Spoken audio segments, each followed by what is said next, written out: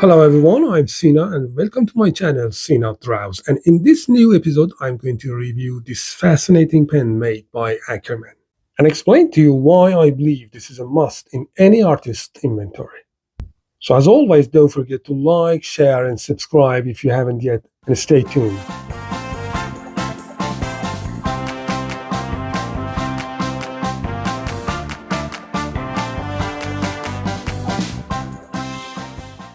Actually, it's a cross between a regular fountain pen and a dip pen. But the good news is that you can order it with a Zebra Genie. Actually, there are numerous fountain pens available with thousands of ink options, which most of them are not pigmented or waterproof. And although with dip pens the number of nibs and inks is limitless, the one that has fascinated everyone the most is the Zebra Genie. And many brands have designed fountain pens which can receive G-nibs as their primary option or beside others. Like this Jinhao X750, which as you can see has a G-nib. But the problem is that it can only be used with thin fountain pen ink. But if you just like me prefer thick pigmented inks, then you're gonna need to look for another pen like vintage Pelican Graphus or the Ackerman fountain pen, which has a huge reservoir to be filled with literally any kind of ink and a huge screw cap door which really helps to keep the nib wet and the pen balanced if posted. And as said before, literally any kind of ink like this Sumi calligraphy ink can be used flawlessly. So if you're curious to know its applications and what other nibs can be fitted in it, this video is for you.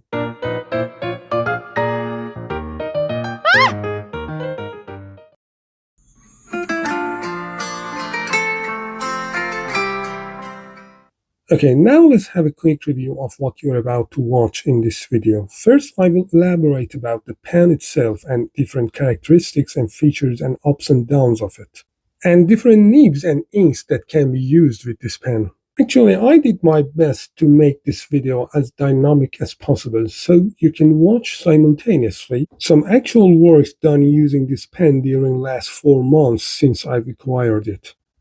I did my best to break the monotony, adding some new features to my video. Really hope you're gonna enjoy watching it. And at the end, I'm going to reveal my next video, which is a project that I've been working on for about a year. So stay tuned, and as your comments has really been fruitful for me to improve my videos, I would really appreciate if you share them here with me and others. So without further ado, let's give it a go.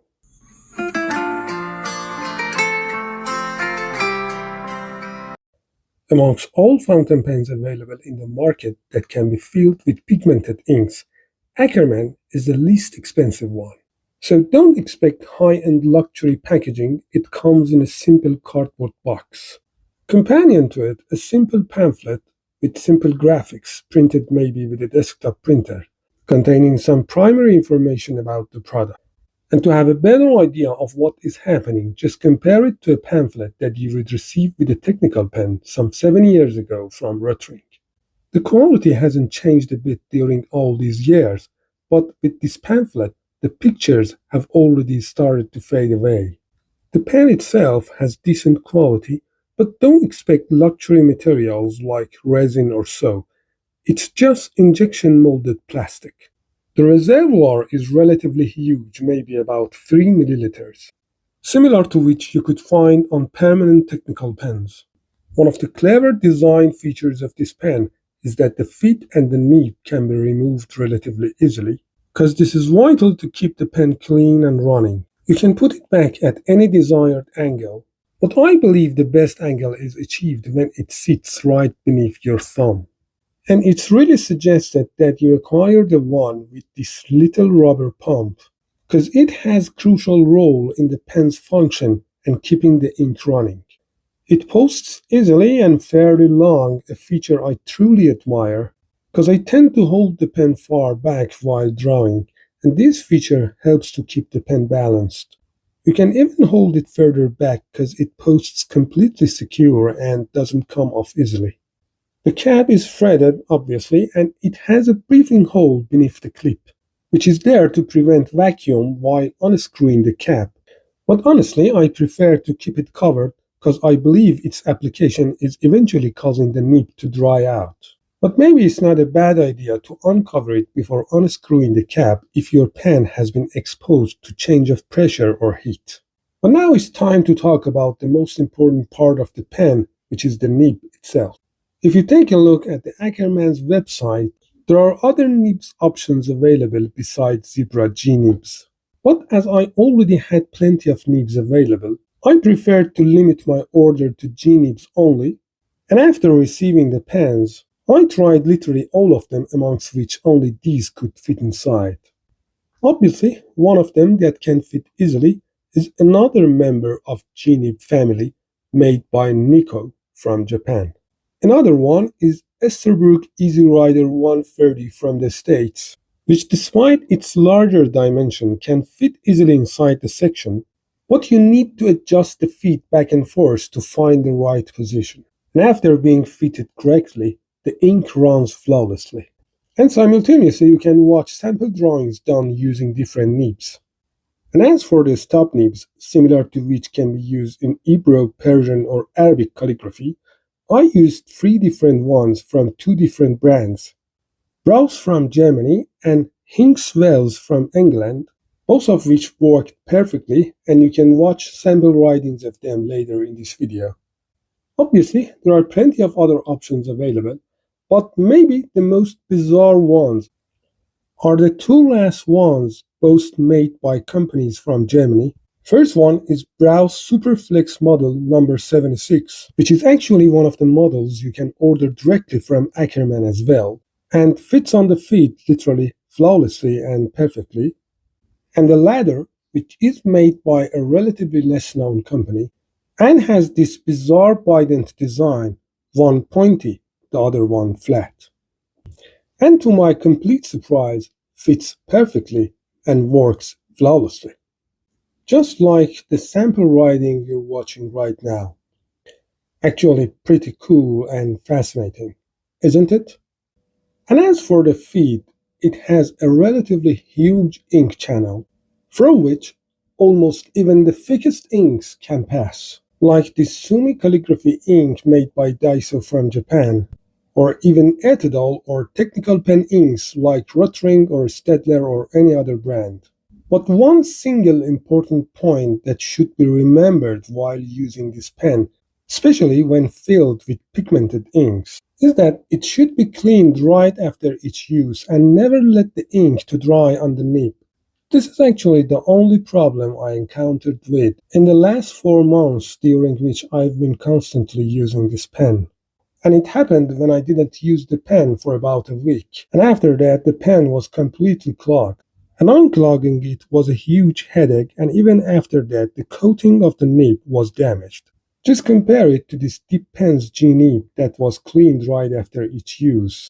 And just compare it to the G-nib that was damaged because of dried pigmented ink. And now it's time that the clever feature of this pen's design, that is the ability to remove the nib easily, reveals itself. So it's highly recommended to remove and clean the nib each time and keep it separately. And there is one last point left to be mentioned here, and that is breaking the nib when the pen is new. You really don't need to do crazy things like burning the nib or dipping it into potato. Just gently put it on a piece of cloth and spray sanitation alcohol on both sides and rub it gently. And this should remove the scents of protective oil on the nib easily. All in all, this is a really fascinating pen to use, especially with pigmented inks. And I really enjoyed the ergonomics of it, especially when posted, and really suggest using it to everyone. And while I was talking, some actual artworks done using this pen were displayed on the right side of the screen. And from this moment on, you can watch some other sample time-lapse videos.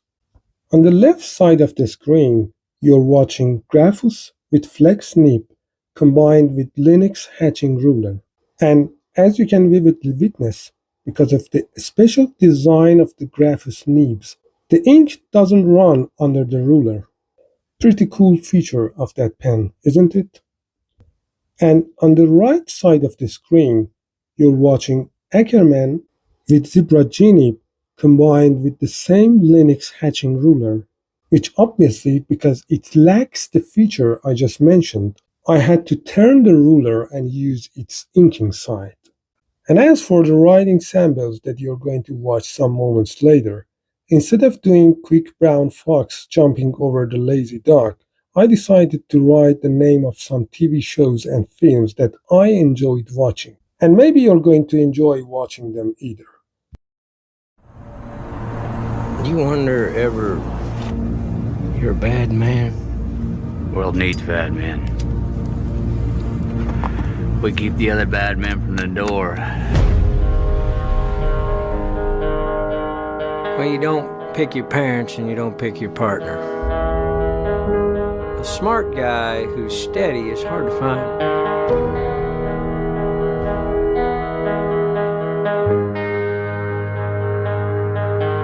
You know, I was steady.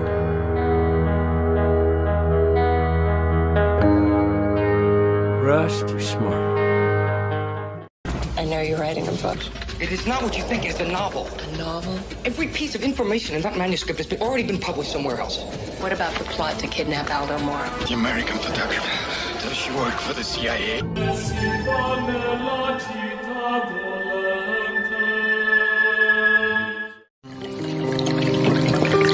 C'est drôle la vie. Quand on est gosse, le temps n'en finit pas de se traîner, puis du jour au lendemain, on a comme ça 50 ans.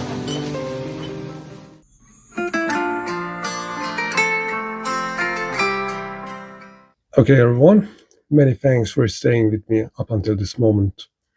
This is actually pretty much everything I could tell you about this fascinating pen. Really suggest acquiring it. It's not as cheap as some Chinese models like Moonman or Jinhao, but I've seen way more expensive pens on the internet solely because of their ability to receive pigmented inks.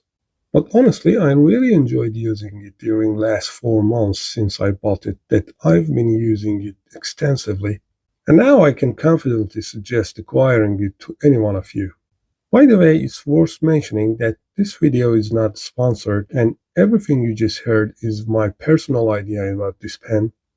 And I did my best to keep this video as short as possible, like displaying the sample artworks in collage format, or increasing the speed of video as much as possible.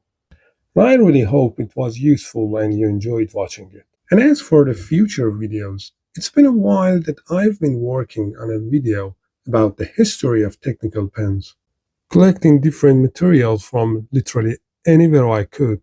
And I really believe that it's going to be a fruitful video for anyone interested in that field. So as always, don't forget to like this video and subscribe to my channel if you haven't yet. And share it with your friends and your comments with me, because they are the only way of interaction between you and me. So I'm really looking forward to read your comments and definitely will answer them all. Okay, this final part became a bit longer than I expected. So till the next video, good luck and take care.